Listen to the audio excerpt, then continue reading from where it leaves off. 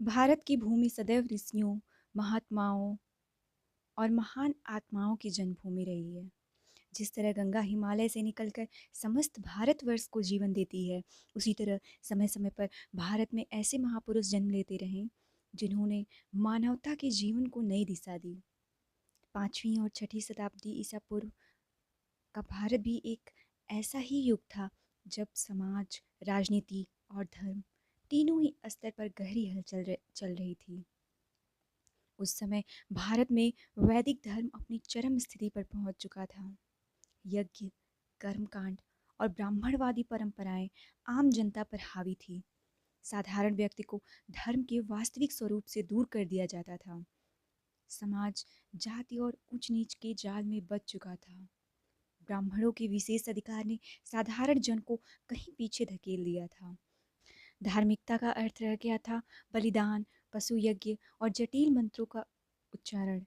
ऐसे समय में जनमानस बेचैन था और वह किसी ऐसे मार्गदर्शक की प्रतीक्षा कर रहा था जो उन्हें जीवन के वास्तविक सत्य की ओर ले जा सके। इसी उथल पुथल के बीच कपिलवस्तु के साक्य गणराज्य में एक राजकुमार का जन्म हुआ। यह वही राजकुमार था जिसने आगे चलकर संपूर्ण मानवता को दुखों से मुक्ति का मार्ग दिखाया। यह बालक था सिद्धार्थ, जो बाद में गौतम बुद्ध के नाम से पूरी दुनिया में विख्यात हुआ। सिद्धार्थ का जन्म 563 ईसा पूर्व में लुम्बिनी, नेपाल में हुआ था। उनके पिता सुद्धोधन शाक्य कुल के राजा थे और माता महामाया कोलीय वंश की राजकुमारी। बौद्ध ग्रंथों में वर्णन आता है कि जब महामाया अपने मायके देवदह जा रही थी तो रास्ते में लुम्बिनी उपवन में विश्राम के दौरान उन्होंने एक सुंदर साल वृक्ष की डाली पकड़ी और वहीं सिद्धार्थ का जन्म हुआ। कहा जाता है कि सिद्धार्थ का जन्म होते ही कई अद्भुत घटनाएं घटीं। आकाश से पुष्पों की वर्षा हुई, देवताओं ने मंगलवाणी बोली और बालक ने 7 कदम चलकर घोषणा की, अग्रजन्म मम नास्ति, अहम लोकनाथो भविष्यामि। अर्थात अब मेरा कोई और जन्म नहीं होगा, मैं इस लोक का नाथ बनूंगा। यह कथा प्रतीक है उस महान आत्मा की जो मानवता को नए प्रकाश की ओर ले जाने वाली थी। सिद्धार्थ का बचपन अत्यंत सुख संपन्न था। राजा सुद्धोधन ने उनके लिए 3 महलों का निर्माण कराया था, गर्मी, सर्दी और वर्षा ऋतु के लिए अलग अलग। उनका जीवन विलास और सुख सुविधाओं से घिरा हुआ था, किंतु इसके बावजूद सिद्धार्थ का स्वभाव अन्य राजकुमारों से भिन्न था। वे बाल्यावस्था से ही गंभीर, करुणामय और चिंतनशील थे।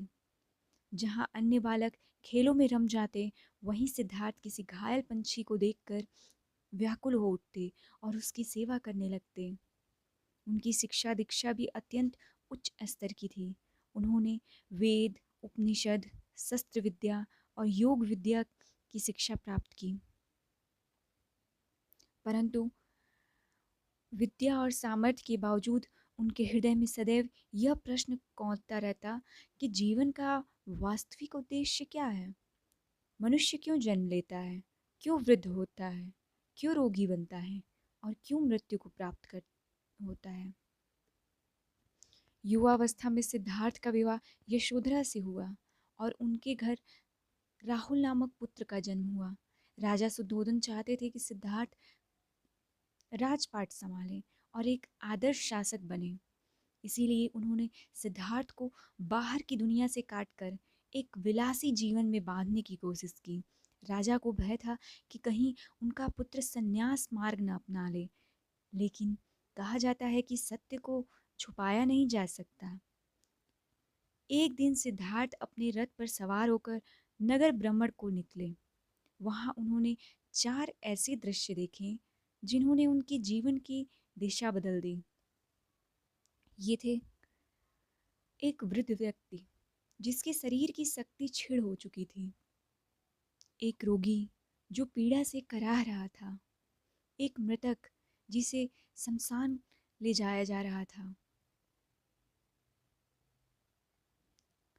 एक शांत और प्रसन्न सन्यासी जिसके चेहरे पर गहरा आत्मबल झलक रहा था। इन दृश्यों ने सिद्धार्थ के हृदय को भीतर तक झकझोर दिया। उन्हें समझ आ गया कि जीवन केवल भोग विलास का नाम नहीं है, इसमें दुख, पीड़ा और मृत्यु जैसी कठोर सच्चाइयाँ भी हैं, और इन सच्चाइयों से बचने का उपाय ढूंढना ही वास्तविक ज्ञान है। यही वह क्षण था जब सिद्धार्थ के हृदय में वैराग्य का बीज पड़ा।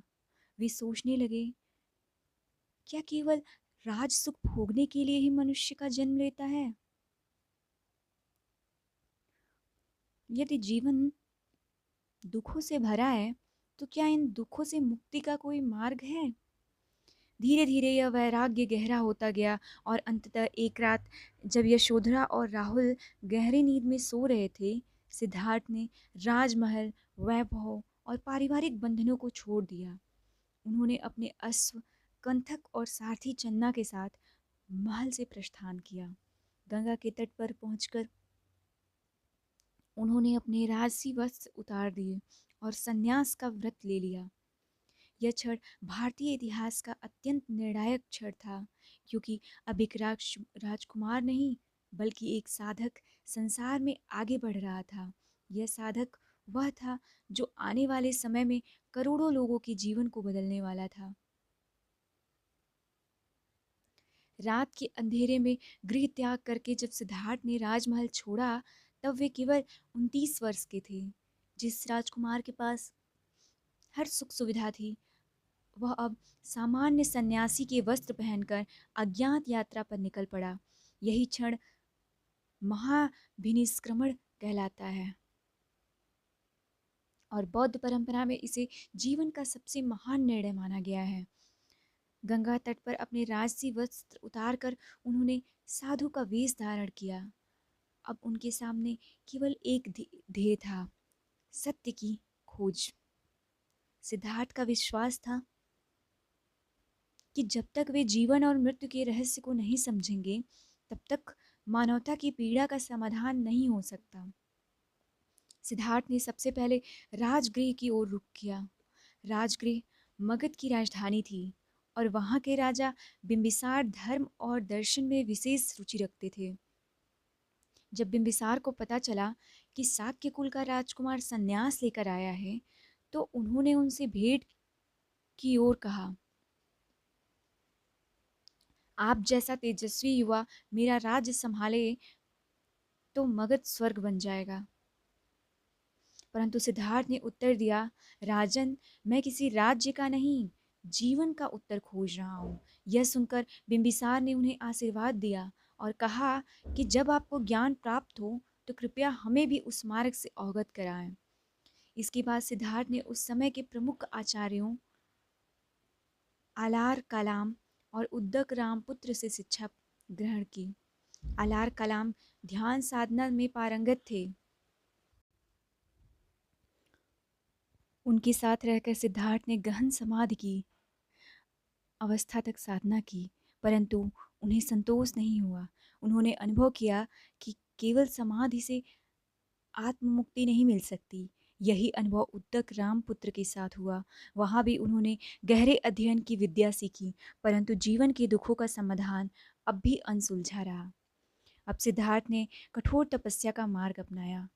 वे उरुवेला बोध गया पहुँचे और वहाँ 5 अन्य तपस्वियों के साथ रहने लगे। उन्होंने वर्षों तक अन्न जल का त्याग किया, सांस रोकने की साधना की और अपने शरीर को अत्यंत कष्ट दिए, यहाँ तक कि उनका शरीर अस्थियों और चमड़ियों का ढांचा मात्र रह गया। बौद्ध ग्रंथों में आता है कि कभी कभी केवल वे एक दाना खाकर रहते, कभी केवल एक बूंद पानी पीकर। उनकी अवस्था इतनी दुर्बल हो गई थी कि लोग उन्हें मृतप्राय समझने लगे, किंतु इतने कठोर तप के बाद भी उन्हें सत्य का दर्शन नहीं हुआ। एक दिन जब वे ध्यान से उठे तो भूमि पर गिर पड़े। उस समय एक ग्वालिन सुजाता ने उन्हें देखा और दया से भर गई। उसने उन्हें खीर का पात्र अर्पित किया। सिद्धार्थ ने वर्षों की कठोर तपस्या के बाद पहली बार स्नेहपूर्वक वह खीर ग्रहण की। यह अत्यंत महत्वपूर्ण घटना थी, क्योंकि यहीं से उन्होंने समझा, न तो अत्यधिक भोग सही है, न ही अत्यधिक तप। मुक्ति का मार्ग है मध्यम मार्ग। मध्यम मार्ग का अर्थ था संतुलन, न तो शरीर को विलासिता में डुबोना, न ही उसे अनावश्यक कष्ट देना। जीवन का वास्तविक समाधान इसी संतुलन में है। अब सिद्धार्थ ने नया संकल्प लिया। उन्होंने बोध गया में पीपल वृक्ष, जिसे बाद में बोधि वृक्ष कहा गया, इसके नीचे आसन लगाया और निश्चय किया, जब तक मुझे परम सत्य की प्राप्ति नहीं होगी तब तक मैं यहाँ से नहीं उठूंगा। वह वह रात अत्यंत अत्यंत अद्भुत थी। सिद्धार्थ गहरे ध्यान में लीन हो गए। पहले पहर में उन्होंने अपने अनेक पूर्व जन्मों को देखा, जन्म से मृत्यु तक की अनगिनत यात्राएं। दूसरे पहर में उन्होंने देखा कि सारे जीव जन्म और मृत्यु के चक्र में बंधे हैं, कोई भी इस चक्र से मुक्त नहीं हो पाता। तीसरे पहर में उन्होंने जाना कि इस दुख के कारण हैं तृष्णा और अज्ञान, और इनसे मुक्ति का उपाय भी है। भोर होते होते सिद्धार्थ को वह ज्ञान प्राप्त हुआ जिसकी उन्हें तलाश थी। अब वे केवल सिद्धार्थ नहीं रहे, वे बन गए बुद्ध, अर्थात जागृत। बुद्धत्व की प्राप्ति के साथ ही उनके हृदय में करुणा और शांति की धारा बहने लगी। उन्हें लगा मानो सारा संसार उनके भीतर समा गया हो। दुख और सुख, जन्म और मृत्यु, सबका रहस्य स्पष्ट हो चुका था। ज्ञान प्राप्ति के बाद बुद्ध ने 7 सप्ताह तक बोधि वृक्ष के आसपास ही ध्यान और चिंतन किया, यह सुनिश्चित करने के लिए कि उनका अनुभव केवल स्वप्न या भ्रांति नहीं बल्कि सत्य है। जब वे पूरी तरह आश्वस्त हो गए तभी उन्होंने निश्चय किया कि अब इस ज्ञान को मानवता के कल्याण के लिए बांटना है। लेकिन एक प्रश्न उनके सामने था, क्या लोग उनके गुण दर्शन को समझ पाएंगे? क्या साधारण लोग इस गहन सत्य को स्वीकार करेंगे? तभी देवताओं ने आकर प्रार्थना की, भगवान, संसार दुख से करा रहा है, कृपया उन्हें मार्ग दिखाइए। यह सुनकर बुद्ध ने निश्चय किया कि वे अपने उद्देश्य से मानवता को देंगे, और इस तरह शुरू हुई धर्म चक्र प्रवर्तन की यात्रा, जो आने वाले समय में पूरे एशिया और पूरे विश्व में फैल गई। ज्ञान प्राप्ति के बाद बुद्ध 7 सप्ताह तक बोधि वृक्ष के नीचे और उसके आसपास ही गहन ध्यान में रहे। वे अपने अनुभव की गहराई को परख रहे थे। उनके हृदय में अपार करुणा उमड़ रही थी। मैंने जो सत्य पाया है, क्या इसे अपने तक सीमित रखूं या इसे सबको बताऊं? शुरुआत में बुद्ध को संकोच हुआ। वे सोचने लगे, यह सत्य बड़ा गूढ़ है, क्या साधारण लोग इसे समझ पाएंगे? परंतु तभी देवताओं ने उनसे प्रार्थना की, भगवान, संसार दुख और अज्ञान से पीड़ित है, आप ही उनके मार्गदर्शक बन सकते हैं।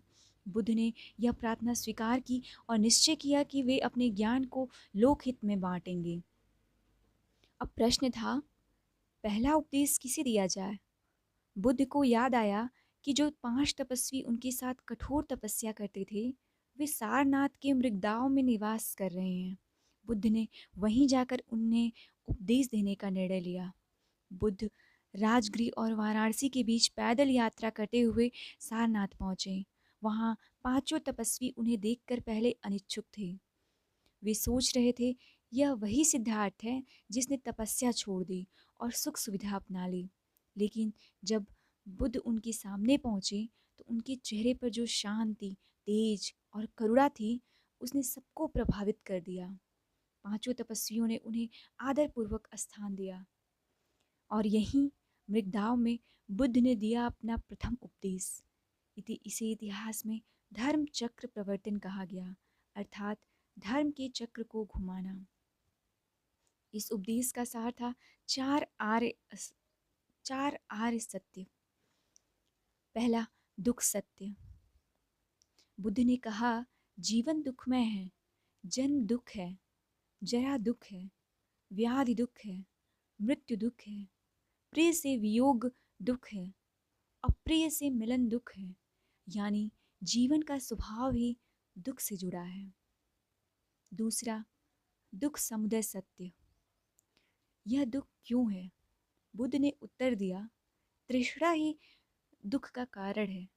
इच्छाएं, लालसा, मोह और आसक्ति हमें बांधते हैं और हमें पीड़ा देते हैं। तीसरा, दुख निरोध सत्य। क्या इस दुख का अंत संभव है? हाँ, बुद्ध ने कहा, जब तृष्णा और आसक्ति का नाश होगा तभी दुख समाप्त होगा। यह अवस्था ही निर्वाण है। चौथा, दुख निरोध गामिनी प्रतिपदा। दुख के अंत का मार्ग है अष्टांगिक मार्ग। अष्टांगिक मार्ग, पहला, सम्यक दृष्टि, सही दृष्टिकोण रखना। दूसरा, सम्यक संकल्प, सही विचार और निश्चय रखना। तीसरा, सम्यक वाक, सत्य और मधुर वाणी बोलना। चौथा, सम्यक कर्मांत, सही आचरण करना। पांचवा, सम्यक आजीविका, उचित साधनों से जीवन यापन। छठवां, सम्यक प्रयास, सत्कर्मों में निरंतर प्रयास करना। सातवां, सम्यक स्मृति, सजग और सचेत रहना। सम्यक समाधि, ध्यान और एकाग्रता की साधना। बुद्ध ने समझाया कि यह मार्ग अति कठोर तप का भी नहीं है और अति भोग का भी नहीं। यह है मध्यम मार्ग। यही जीवन का संतुलित और सही पथ है। जब बुद्ध ने यह उपदेश समाप्त किया तो पांचों तपस्वी उनके प्रथम शिष्य बन गए। यहीं से बौद्ध संघ की स्थापना हुई। अब बुद्ध अकेले साधक नहीं थे, बल्कि एक गुरु थे, जिनके शिष्य उनके साथ ज्ञान के संदेश को आगे बढ़ाने वाले थे। इस उपदेश के बाद बुद्ध का संदेश धीरे धीरे गांव-गांव और नगर-नगर तक फैलने लगा। लोग अब उनकी वाणी से प्रभावित होकर उनके शिष्य बनने लगे। बौद्ध संघ का स्वरूप विस्तृत होता गया। बुद्ध का यह प्रथम उपदेश केवल 5 व्यक्तियों को नहीं, बल्कि पूरी मानवता को एक नया मार्ग दिखाने वाला था। इसमें न कोई जाति का भेद था, न किसी ईश्वर पर निर्भरता, न कोई अंधविश्वास। केवल अनुभव, तर्क और करुणा पर आधारित सत्य था। बुद्ध कहते थे, अप दीपो भव, अर्थात स्वयं अपना दीपक बनो। उनका संदेश यही था कि मुक्ति किसी बाहरी शक्ति से नहीं, बल्कि स्वयं की साधना और सही आचरण से मिलती है। सारनाथ में 5 शिष्यों को पहला उपदेश देकर जब बुद्ध ने धर्म चक्र प्रवर्तन किया तो मानो एक नई धारा बह निकली। यह धारा धीरे धीरे पूरे भारतवर्ष में फैलने लगी। बुद्ध का जीवन अब केवल उनका व्यक्तिगत साधन मार्ग नहीं रहा, बल्कि करोड़ों लोगों के लिए एक आशा बन गया। उनका उपदेश सीधा, सरल और अनुभव पर आधारित था। वे कहते थे, सत्य को आंख मूंद कर मत मानो, उसे स्वयं परखो, अनुभव करो और तभी स्वीकार करो। यही कारण था कि लोग उनकी वाणी से गहराई से प्रभावित होते। सारनाथ के 5 शिष्यों के बाद धीरे धीरे लोग उनके शिष्य बनने लगे। कुछ ही समय में भिक्षुओं की संख्या बढ़ गई। बुद्ध ने इन सबको संगठित कर संघ की स्थापना की। संघ का उद्देश्य था ज्ञान और करुणा का संदेश पूरे समाज तक पहुंचाना।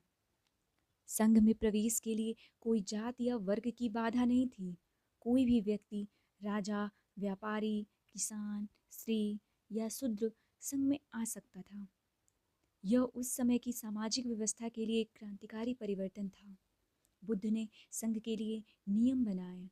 भिक्षुओं को ब्रह्मचर्य का पालन करना था, भिक्षा पर निर्भर रहना था और समाज की सेवा करनी थी। वे दिन में केवल एक बार भोजन करते थे, साधारण वस्त्र पहनते और ध्यान में लीन रहते। स्त्रियों के लिए भी संघ की स्थापना की गई और महाप्रजापति गौतमी पहली भिक्षुणी बनी। बुद्ध ने लगभग 45 वर्षों तक पूरे उत्तर भारत में भ्रमण किया। मगध, कौशल, वत्स, अवंती और अंग जैसे महाजनपदों में उन्होंने उपदेश दिए। वे बड़े राजाओं से भी मिले और सामान्य जनता से भी। राजा बिंबिसार, कौशल के राजा प्रसेनजीत और बाद में अजातशत्रु जैसे शासक भी बुद्ध से प्रभावित हुए। व्यापारी अनाथ पिंडद, अम्बपाली गणिका और अनगिनत आम लोग उनके शिष्य बने। बुद्ध का प्रचार केवल महलों तक सीमित नहीं रहा, बल्कि गांव-गांव पहुंचा। वे कहते थे, धर्म किसी वर्ग का नहीं, सबका है। यह केवल मानव के लिए नहीं, बल्कि हर जीव के लिए है। बुद्ध का दर्शन केवल उपदेश नहीं था, बल्कि एक व्यवहारिक मार्ग था। 4 आर्य सत्य जिन्हें उन्होंने पहले ही बताया था कि जीवन दुख है, उसका कारण तृष्णा है, उसका नाश संभव है और उसका मार्ग अष्टांगिक मार्ग है। अष्टांगिक मार्ग जीवन को संतुलन में जीने का मार्ग। प्रत्यय समुत्पाद, डिपेंडेंट ओरिजिनेशन, यह बुद्ध का अत्यंत गहन सिद्धांत है। बुद्ध ने कहा, यह है तो वह है, यह नहीं है तो वह नहीं है। यानी जीवन की हर चीज़ एक दूसरे पर निर्भर है। कोई भी वस्तु, विचार या जीव स्वतंत्र रूप से अस्तित्व में नहीं है, सब परस्पर जुड़े हुए हैं। यही कारण है कि दुख और सुख दोनों ही एक दूसरे से उत्पन्न होते हैं। अनित्य, बुद्ध कहते थे, इस संसार में कुछ भी स्थायी नहीं है, जो जन्मा है वो नष्ट होगा। यह सत्य हमें आसक्ति से मुक्त करता है। अनात्मा, बुद्ध ने आत्मा को स्थायी सत्ता नहीं माना। वे कहते थे, जिसे हम आत्मा कहते हैं वह 5 स्कंधों रूप, वेदना, संज्ञा, संस्कार और विज्ञान का मेल है। जब यह स्कंध टूट जाते हैं तब आत्मा नाम की कोई चीज़ शेष नहीं रहती। निर्वाण, जब मनुष्य तृष्णा, मोह और अज्ञान से मुक्त हो जाता है तब वह निर्वाण को प्राप्त कर लेता है। निर्वाण कोई स्थान नहीं है, बल्कि मानसिक अवस्था है जहाँ शांति और करुणा का अद्वितीय अनुभव होता है।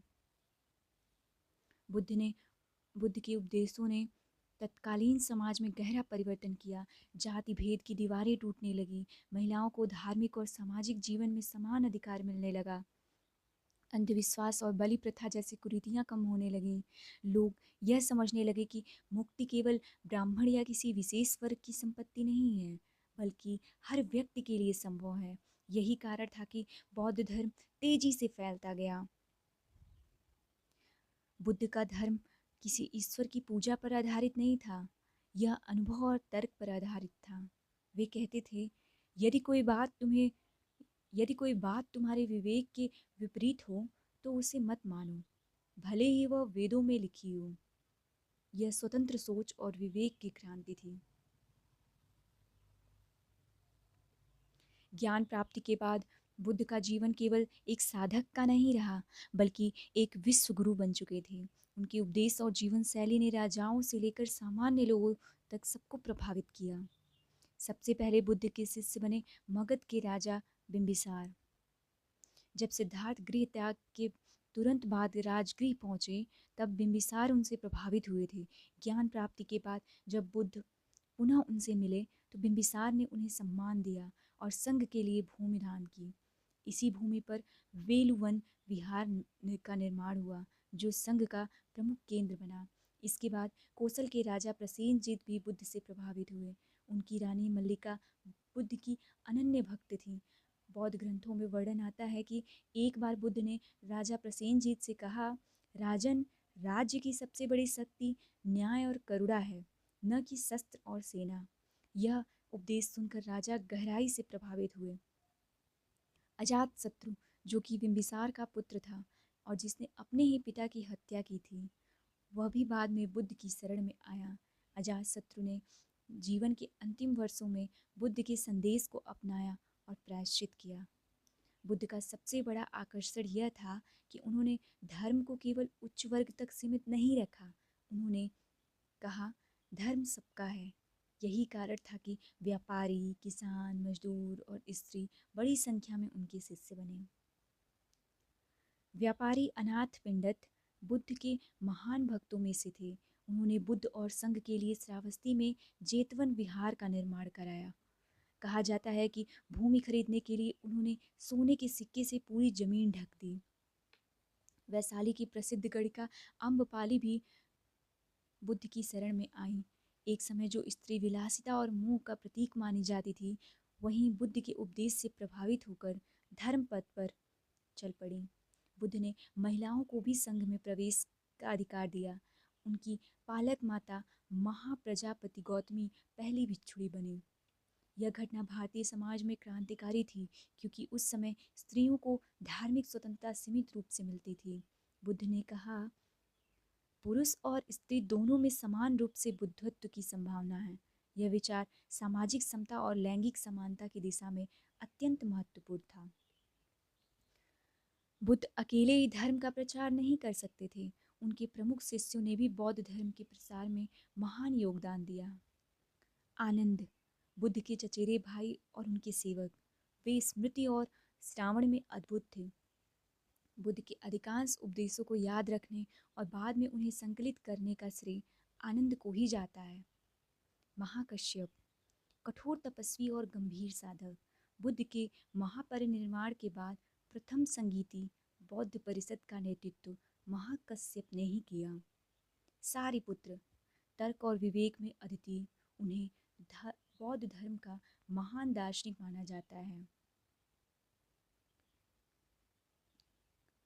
मॉगदलायन, अलौकिक शक्तियों के लिए प्रसिद्ध, लेकिन इन शक्तियों का प्रयोग उन्होंने हमेशा धर्म प्रचार और लोक कल्याण में किया।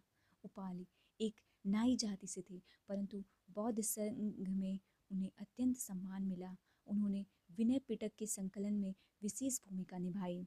इन शिष्यों ने बुद्ध के उपदेशों को पूरे भारतवर्ष में फैलाया। संघ का स्वरूप एक विशाल संगठन बन गया, जिसमें हजारों भिक्षु और भिक्षुणियां सम्मिलित थे। बुद्ध का जीवन सरल था, उतना ही गहरा भी। वे न किसी को चमत्कार से प्रभावित करना चाहते थे, न किसी को डर से। वे केवल सत्य और करुणा के मार्ग पर अडिग रहे। एक बार एक व्यक्ति ने पूछा, भगवान, आप ईश्वर के बारे में क्यों नहीं बताते? बुद्ध ने उत्तर दिया, मैं उस बात में समय क्यों गंवाऊं जिसका अनुभव न तुम्हें है न मुझे। मैं तो तुम्हें वही सिखाता हूँ जिससे तुम्हारे दुख दूर हो और जीवन में शांति आए। उनका यह उत्तर दर्शाता है कि बुद्ध का मार्ग तर्क, अनुभव और व्यवहारिकता पर आधारित था। बुद्ध ने अपने जीवन के अंतिम वर्ष कुशीनगर में बिताए। 80 वर्ष की आयु में उन्होंने महसूस किया कि अब उनका शरीर इस धरती पर अधिक नहीं ठहर सकता। उन्होंने अपने शिष्य आनंद से कहा, आनंद, सब नश्वर है। इस सत्य को जानकर सावधान रहो और अपने कल्याण का साधन स्वयं बनो। कहा जाता है कि बुद्ध ने साल वृक्षों के नीचे अपनी अंतिम वाणी दी। उस समय उन्होंने अपने शिष्यों से कहा, देखो भिक्षुओं, सब चीज़ें नश्वर हैं, आलस्य मत करना, अपने जीवन को साधना से आलोकित करो। इसके बाद उन्होंने समाधि में प्रवेश किया और शांति के साथ महापरिनिर्वाण को प्राप्त हुए। उनके निर्वाण के समय पूरा वातावरण मौन हो गया। उनके शिष्य, राजा, साधारण जनता, सबकी आंखों में आंसू थे। लेकिन बुद्ध ने स्वयं सिखाया था कि जन्म और मृत्यु प्रकृति का नियम है। महापरिनिर्वाण के बाद बुद्ध के शिष्यों ने पहली बौद्ध संगीति आयोजित की, जिसका नेतृत्व महाकश्यप ने किया। इसमें बुद्ध के उपदेशों को 3 भागों में संकलित किया गया। पहला, विनय पिटक, संघ के नियम। दूसरा, सुत्त पिटक, जिसमें बुद्ध के उपदेश। तीसरा, अभिधम पिटक, गहन दार्शनिक व्याख्या। यही आगे चलकर त्रिपिटक कहलाए। बौद्ध धर्म धीरे धीरे भारत से बाहर श्रीलंका, तिब्बत, चीन, जापान और पूरे एशिया में फैल गया। डॉक्टर सर्वपल्ली राधाकृष्णन बुद्ध को केवल धार्मिक गुरु नहीं, बल्कि दार्शनिक और व्यवहारिक सुधारक मानते थे। उन्होंने अपनी पुस्तक Gautam the Buddha, his life and teachings में लिखा कि बुद्ध ने किसी अंधविश्वास पर आधारित धर्म नहीं दिया, बल्कि अनुभव और तर्क पर आधारित मार्ग दिखाया। उनका धर्म केवल मोक्ष का साधन नहीं था, बल्कि मानव कल्याण और सामाजिक समता का मार्ग भी था। राधा कृष्णन के अनुसार बुद्ध का दर्शन भारतीय संस्कृति में नैतिकता और करुणा का सबसे बड़ा योगदान है। आज जब दुनिया में हिंसा, असमानता और अशांति बढ़ रही है, बुद्ध का संदेश और भी महत्वपूर्ण होता जाता है।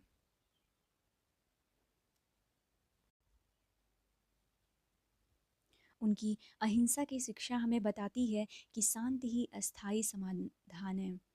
उनका मध्यम मार्ग सिखाता है कि न तो विलासिता में सुख है, न ही कठोर तप में। सुख संतुलन में है। उनकी समता की भावना आधुनिक लोकतंत्र और मानवाधिकारों की नींव है। उनकी करुणा और सेवा का भाव आज भी हमें प्रेरित करता है कि दूसरों की पीड़ा को अपनी पीड़ा समझें। बुद्ध का जीवन इस बात का प्रमाण है कि एक मनुष्य राजकुमार से साधु, साधु से गुरु और गुरु से विश्व प्रकाश बन सकता है। डॉक्टर राधाकृष्णन ने ठीक ही कहा था। बुद्ध के जीवन में हमें एक ऐसी ज्योति मिलती है जो युगों तक मानवता का मार्गदर्शन करती रहेगी। अंत में बुद्ध की अंतिम वाणी को याद करना ही उनके जीवन का सबसे बड़ा सार है। अप दीपो भव, अपने दीपक स्वयं बनो।